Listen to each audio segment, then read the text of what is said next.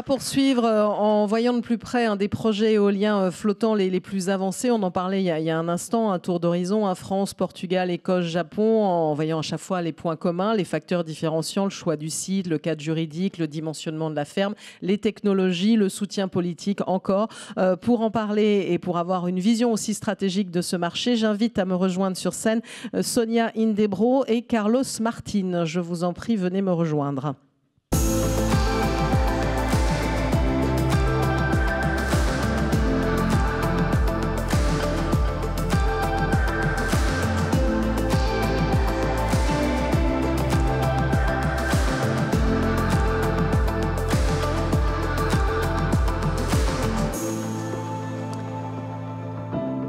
Voilà, alors 2 intervenants sur scène. On sera également en duplex avec José Pinheiro de Ocean Winds, justement pour parler d'un des autres projets, on va dire WindFloat, et puis aussi voir ce qui se passe du côté du Japon à travers une vidéo. Alors eux, c'est encore un petit peu, on va dire, au démarrage de tout ça, mais il va témoigner aussi des projets qu'ils peuvent mettre en place. Alors je salue maintenant ceux qui sont sur scène. Sonia Indebro, I hope it's good. Okay, thank you. VP Floating Wind Equinor. So we talked about Equinor a few minutes ago, and you will talk about iWind in a few minutes and other project also. And Carlos Martin, CEO Blue Float Energy International, and you will talk about something that you are doing in Catalonia. With Catalonia, we are developing. So I start with you because it's a pioneer project. We can say it like that, and everyone know you. iWind Scotland Floating Wind Farm. You have 4 years of experience now. And what is your feedback with this project? So, je suis très contente d'être ici. Thank you so much for inviting me. This is we're very delighted to be here and also participate in the OCEOL partnership that was just shared. So I'm delighted to bring you some of our experience on the floating wind arena. So Equinor has been a pioneer. We started developing floating already in 2001. That's when the idea started within our research department. Some very, great guys who actually thought through this. It then developed to a demo. So in 2009, it was put into the water. And that was outside Norway, and it has been producing ever since. It was a 2.3 Siemens turbine at that time that was built. Then we continued and looked for other areas where it could be possible to develop this. And what we based it on, these are standard turbines, but then on a substructure, which is coming from our oil and gas experience. So we then were lucky enough to get consent in Scotland in 2013. We actually made the financial investment decision in 2015, and it was in the water by 2017. So 5 turbines, 6 megawatt each, 30 megawatt wind farm. It's been producing ever since. And as you see on the graph, it's not just producing, it's not just floating, it's actually the highest, best performing wind farm in the UK for 4 years, but actually also in the world. So that is very astonishing. It shows that it's in a very good spot. It's 110 meters depth. It's outside Peterhead, the most busiest fishing port in the UK. And it's got extremely good environment. It's a harsh environment. We just talked about being on the Atlantic Sea.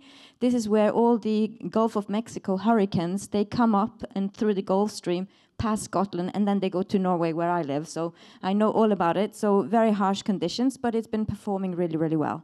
We then continued to take this learning and high performance. We've shared all the data. So we actually published this data about the wind farm on the Aura Catapult in the UK, because we do truly believe in bringing back what we have actually been lucky enough to be able to develop. So if you go to the next slide, our next project is currently being built. So this is what we call the Hywind Tampen. This is outside Norway. It's an 88 megawatt wind farm, so it's going to be the biggest in the world. A bigger project? Bigger project. Yeah. Yeah, so 11 turbines, 8 megawatts each. Siemens still. So we've had long collaboration with them on this structure. change the design because we want to adapt to the local supply chain. So in this design in Norway, it's actually concrete, which is something where Norway has a long experience. So if you know about the oil and gas, there's an installation called Troll that provides a lot of gas to Europe. So these are called the 11 little trolls, because they're concrete. So they're currently, if you go to the next slide, they're actually being built. So this is showing how they're actually progressing. So they're being built through the deep ports. They're 107 meters tall, just the concrete section. And now they're going to be mated with the tower and the nacelle, and they will be put in production Q3 next year. So we're actually on plan, on budget, and everything is looking really good. And then if you go to the next slide, so one of the major... Yes, it's a point important because we talk about environmental studies with the other speakers, yes. Yeah. So I think the importance of how we coexist is key for us as well. So we worked really not just on the environmental studies that everyone has to do, but what we've done is we've gone beyond those. So for example, in Scotland, we're very much doing surveys and additional research to understand better how the wind farms impact and how we can design them even better. So what we've seen on the design side, we've seen cost come down. So the initial pilot was built in 2009. When we came to Hywind Scotland, we reduced the per megawatt capex cost by 70%. When we're now building the Hywind Tampen, we're reducing that cost with another 40%.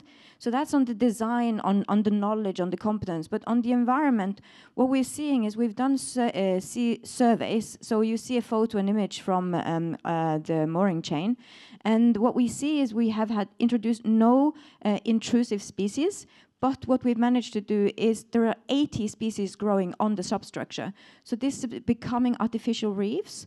And then we're doing environmental DNA studies, which is the top right corner, where we're actually sampling the water column to see how the biomass changes and how it's actually developing. So we can do this regularly in a very efficient way. So all of these things are extremely important for us.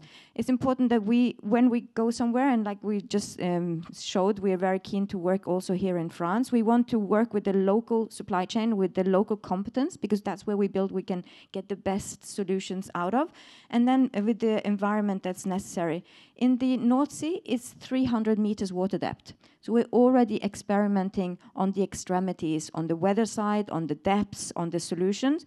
And we're also very agnostic when it comes to actually technology. But the main thing is how we work with the stakeholders. So we work with fisheries. So the big picture here is actually we're testing together with Marine Scotland static fishing within the wind farm. So this is already ongoing, where we are working together to see what can we actually do and how will this actually help and support. So all of these things we think we can bring also to other geographies. And we're working with France, we're working in Korea, in California, in Scotland, and everywhere, basically, where there's floating going on.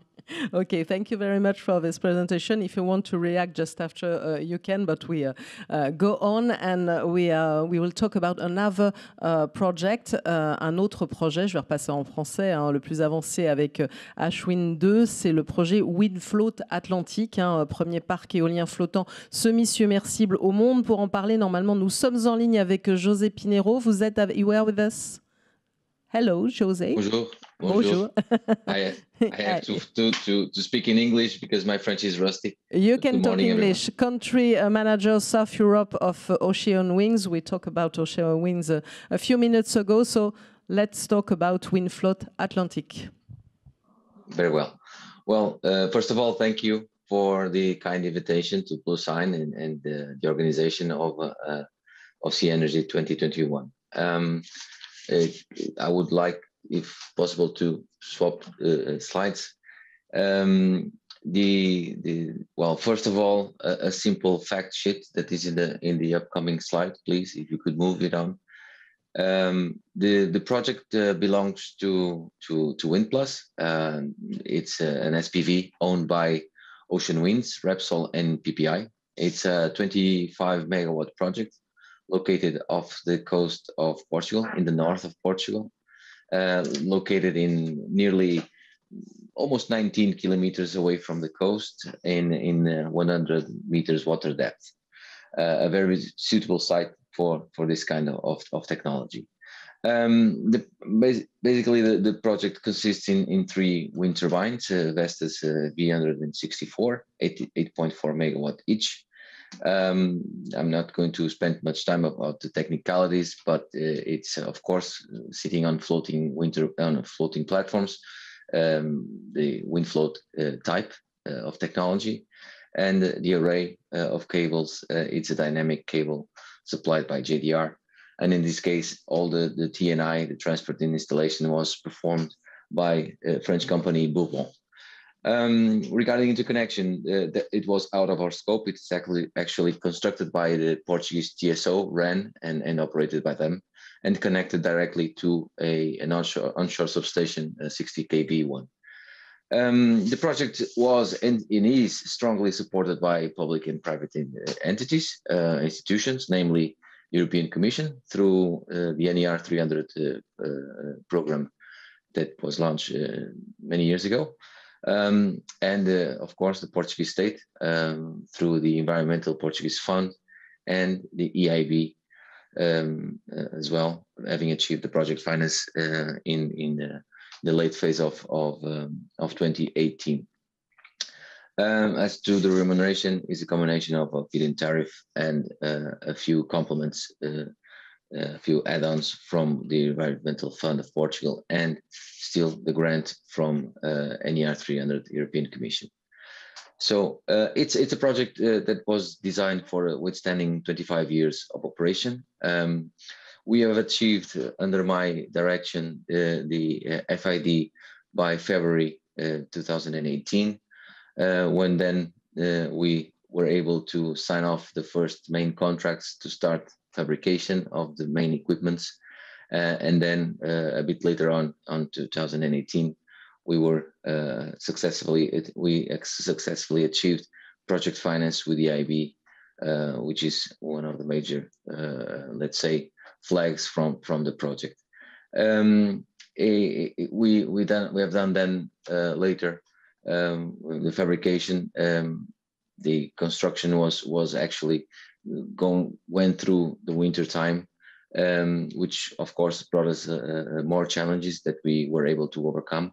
And we are now operating since the very beginning of 2020 from the Viana do Castelo city, the port of Viana do Castelo, where we have a base, and we run the site on a daily basis. So swapping slides, please. For the last messages. Well, the WindFloat Atlantic is the sum of a bit more than a decade of work and in the offshore floating wind. It encompasses also the WindFloat 1, the prototype that was launched also very nearby where the WindFloat Atlantic is. It was the first prototype of 2 megawatts. And this is something that not many players can actually state, that we have this extensive experience in offshore floating. It has allowed, therefore, the WindFloat technology to achieve the highest level of matureness. It's right now TRL 9 in terms of matureness. And this, after all, and above all, this path has enabled a true gain of knowledge in offshore floating from many angles, from design, from engineering, to coordinate teams for construction, stakeholder management, which is very important for us. And of course, every day that goes by is another day of acquired knowledge through the operation of this asset. Another singular aspect of the WindFloat Atlantic, as I said before, it's proof of bankability. It's this. I think it still stands up as the first floating offshore wind farm to have achieved the project finance deal, and I believe that is still the only. And last but not the least, it has been a long path towards a successful story. But it's important to say that a lot of challenges we have gone through many challenges, which again proves and brings the fact that we are indeed one of the most experienced players in this sector. Thank you very much. And without further ado, I would like to ask the organization to project the small video that I've sent. Thank you.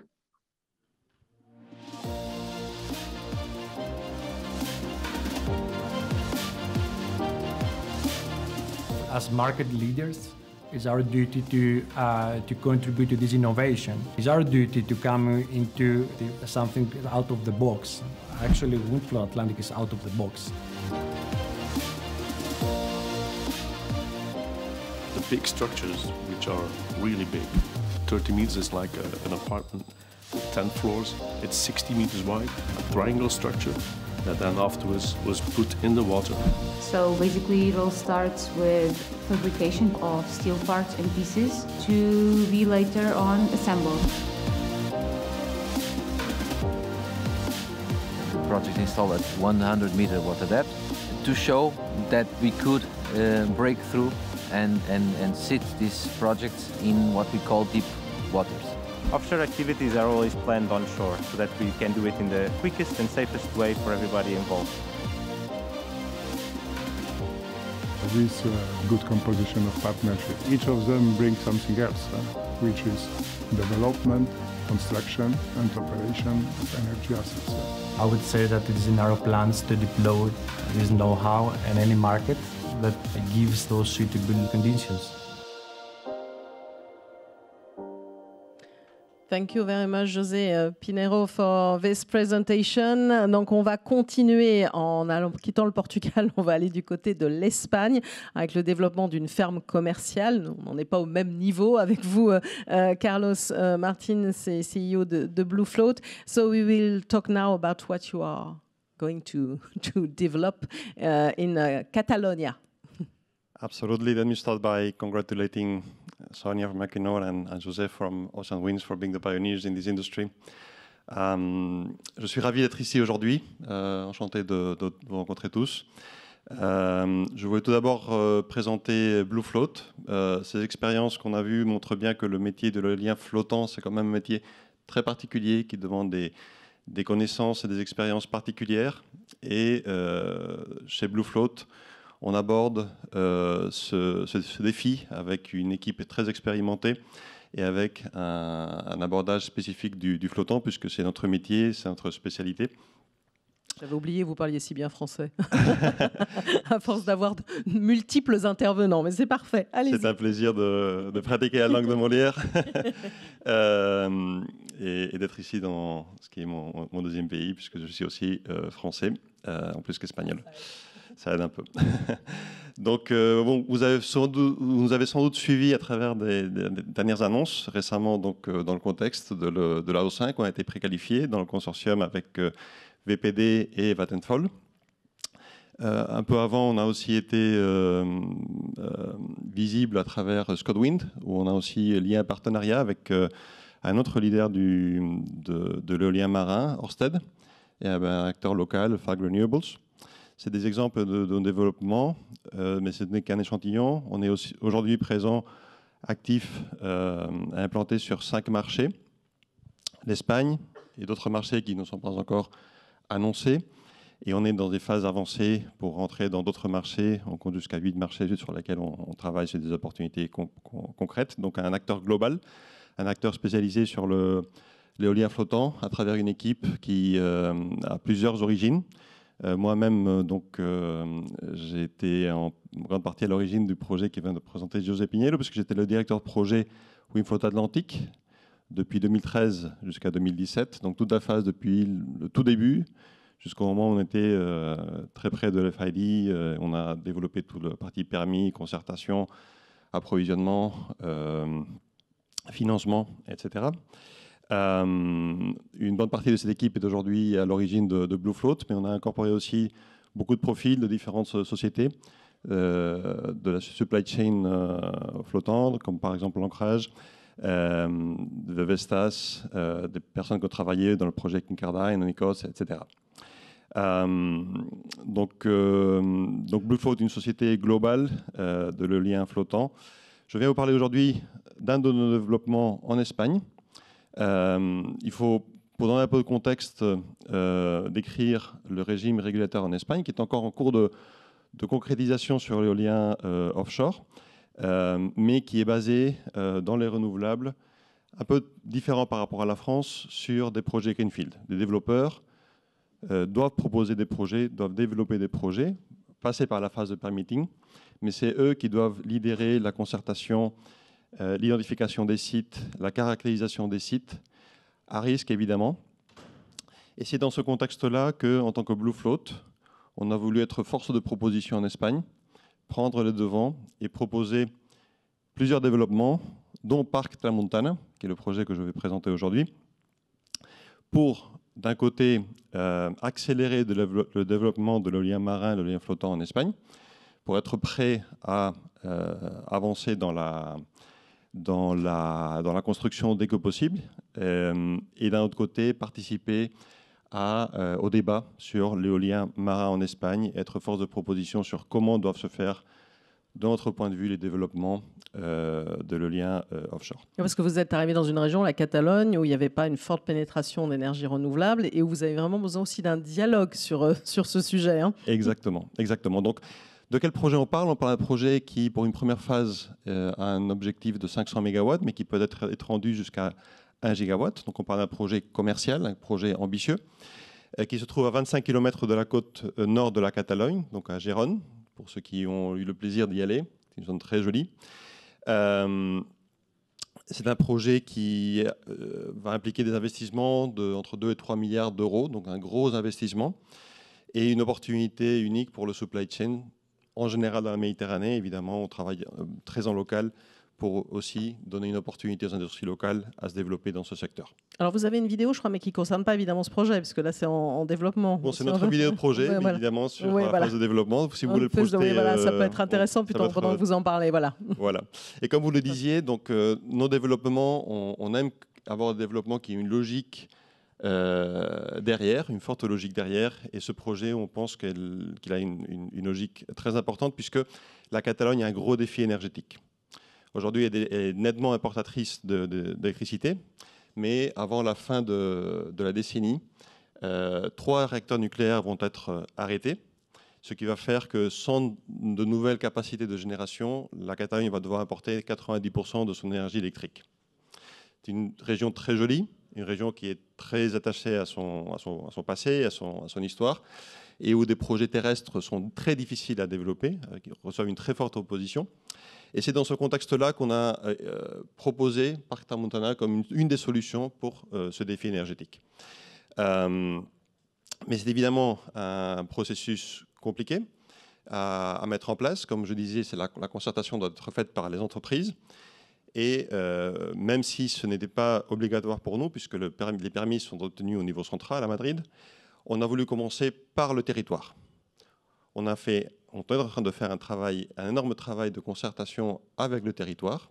On a jusqu'à présent eu plus de 60 réunions avec différents interlocuteurs, évidemment le gouvernement régional, les municipalités, mais énormément d'acteurs, les pêcheurs, les associations environnementalistes, le secteur du tourisme qui est très fort dans la région, etc., etc. On a rencontré plus de 400 personnes dans ces entretiens.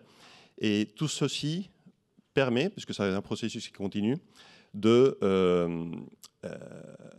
faire évoluer le projet pour une forte intégration dans le territoire.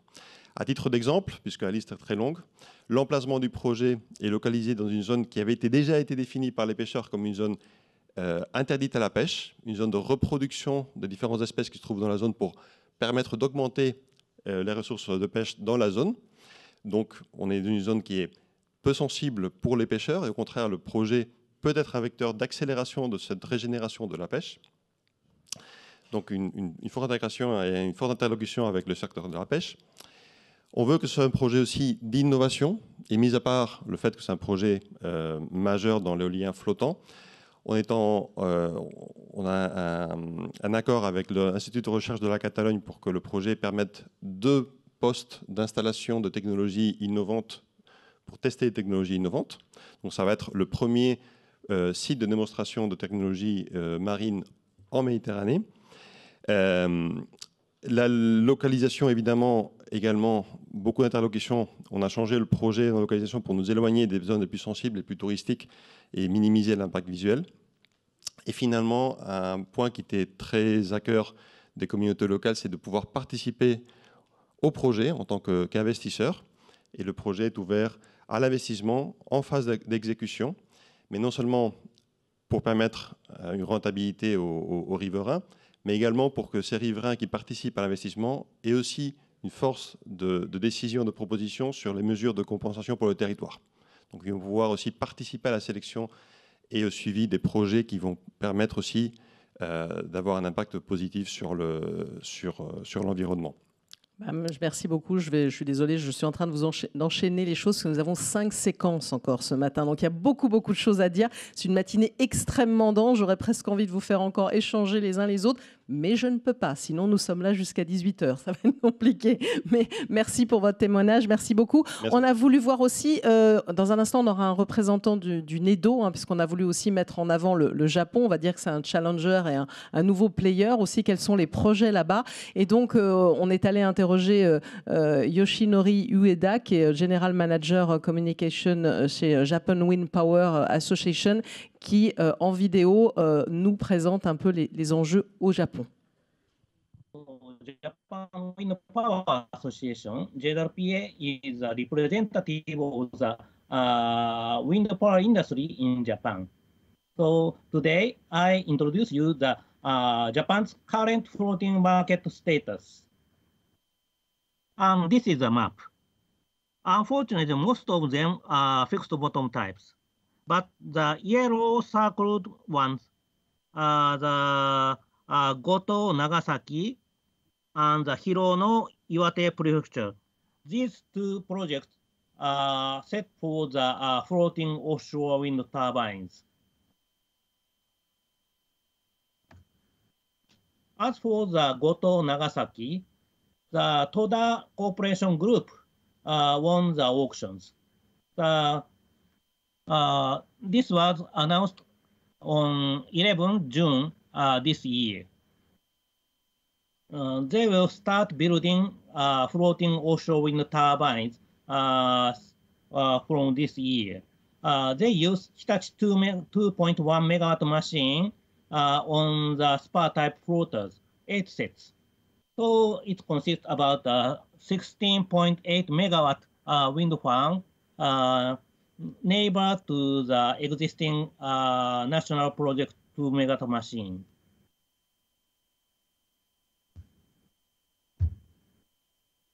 Then the Japanese government experienced 3 national projects in past days.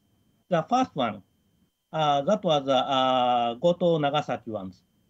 At first, Japanese government floated about 100 wind turbines in 2012.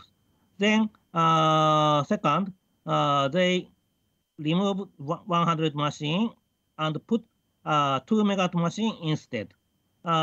It started operation on 28 October 2013. Then the national project ended. So Japanese government granted this 2 megawatt floating offshore wind turbine to Goto City local government in 2016. Then Toda Corporation asked from the Goto City government to move this machine from Kabashima to Fukuejima because Kabashima is too small island, so they cannot absorb the 2 megawatt electricity. Then they moved about 10 kilometers from Kabashima to Fukuejima in 2016. Then they are now start the commercial operation now. So Toda Corporation will start the commercial project neighbor to this national project. The second one is the Fukushima project. The Japanese Ministry of Economy, Trade and Industry conducted this project. There are 4 floaters. one floating substations, one 2 megawatt machine, and one 7 megawatt machine, and one 5 megawatt machine. We tried several types of floaters in this project. So you can see the floating substation and the 5 megawatt machine on the advanced spar type floater. And this is a 2 megawatt turbine on the semi-sub type floater, and the 7 megawatt machine on the V-shaped semi-sub type floater. Unfortunately, 7 megawatt machine and 5 megawatt machine, the wind turbines themselves are some prototype, so the performance was not so well. So Japanese government decided to finish this national project. So the 7 megawatt machine was decommissioned in 2020, and they also decommissioned the 2 megawatt machine and 5 megawatt machine and the floating substation in this summer now. And the last project was NEDO's new ones. They built a 3 megawatt two-bladed machine on the IDEO designed moon pool type barge type floater. They put it on the Hibikinada in Kitakyushu City in Fukuoka Prefecture. So you can see. And right now, many Japanese companies and foreign companies have a partnership to develop the offshore wind power now. So you can see many examples. So the Hitachi Zosen and Equinor, and Hitachi Zosen and IDEO, and Mitsubishi and Chiyoda with Principal Power, and Idemitsu oil company with Equinor, and J Power and NZ, and Taisei construction company with IDEO, and Tokyo Gas with Principal Power, and JERA, Japanese electric power company, the combination with the Tokyo and the Chubu, so with IDEO and ADEME. So they are making offshore wind power industry in Japan now. So you can see many company names. So the Japan Wind Power Association is a representative of the Japanese offshore wind power industry. So we have about 500 of membership now. So we are the founding member of the Global Wind Energy Council. So GBEC and the JWPA co-organizing the Japan Offshore Wind Power Task Force and try to develop the offshore wind power in Japan now. Thank you very much.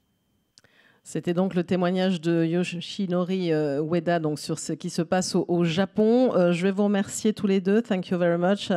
Would like to ask you more questions, but nearly I'm starting to be late. So je commence à prendre un peu du retard dans le timing qui est extrêmement serré. Donc, et en plus, on n'a pas fini de parler des projets puisque quelqu'un d'autre va monter sur scène dans un instant pour un autre projet. Mais on peut vous applaudir tous les deux. Thank you very much. Merci. Alors, on n'a pas fini, je disais, ce tour d'horizon de ces projets. On va parler du projet Erebus avec un témoignage sponsor et j'invite à me rejoindre sur scène Vanessa Godefroy.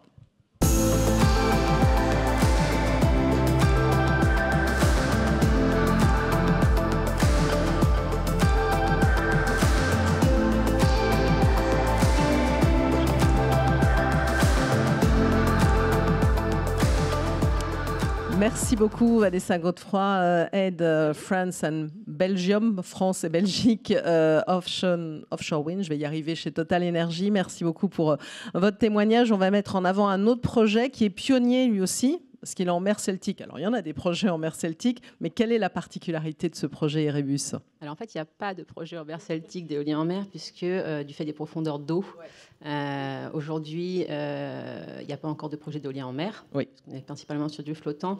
C'est vrai que là, j'ai une petite pensée pour mes camarades qui venaient de présenter, puisque donc là, je viens avec une casquette, effectivement, de Head of France, mais avec surtout une casquette de l'ancienne Frenchie au UK sur ces projets-là. Alors, Erebus, c'est un projet de 96 MW.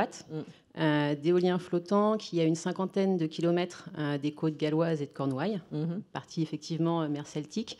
Ça sera aussi le plus grand projet d'éolien flottant du UK, avec une centaine de mégawatts. Donc on est vraiment sur une taille intermédiaire sur les projets qu'on vient de voir. C'est un partenariat avec Simply Blue Energy, qui est le développeur historique du projet, avec qui on a monté une équipe mixte en s'appuyant sur les forces de SBI qui est présent localement depuis longtemps, et puis sur nos compétences techniques de projet, en particulier sur les structures flottantes, sur tout ce qui est problématique d'ancrage, tout ce qui va effectivement faire la spécificité du flottant. Pour la petite histoire, aujourd'hui, on a 6 gigawatts bruts en construction et en développement pour Total Energy, mais c'est notre premier projet d'éolien en mer par lequel on a démarré. Voilà, donc notre bébé. C'est un sacré défi, parce que oui, j'ai emmêlé les choses, il n'y en a pas en mer Celtique. Vous voyez, à force de jongler de l'un à l'autre, je vous ai dit quelque chose qui était faux au départ. Mais non, alors c'est tout à fait logique, parce qu'il y a quand même une quarantaine de parcs déjà au UK. Ça, voilà. C'est le premier marché mondial. Donc on a la sensation qu'il y a déjà des choses. Spécificité où on va avoir des défis de développement. Alors, on a des défis de développement et effectivement les défis qui sont liés au flottant. Et par rapport à la taille des autres projets, on a vu iWind avant, on a vu WindFloat aussi. Qu'est-ce que ça représente? Alors, on est plus gros forcément. Oui, bien sûr. Après, je dirais qu'en termes de stade, aujourd'hui, on est sur un stade de permitting. On a déjà fini toutes les études techniques, donc les études de vent, la géophilie, la géotech. On est en train de finaliser les études environnementales le mois prochain. Voilà.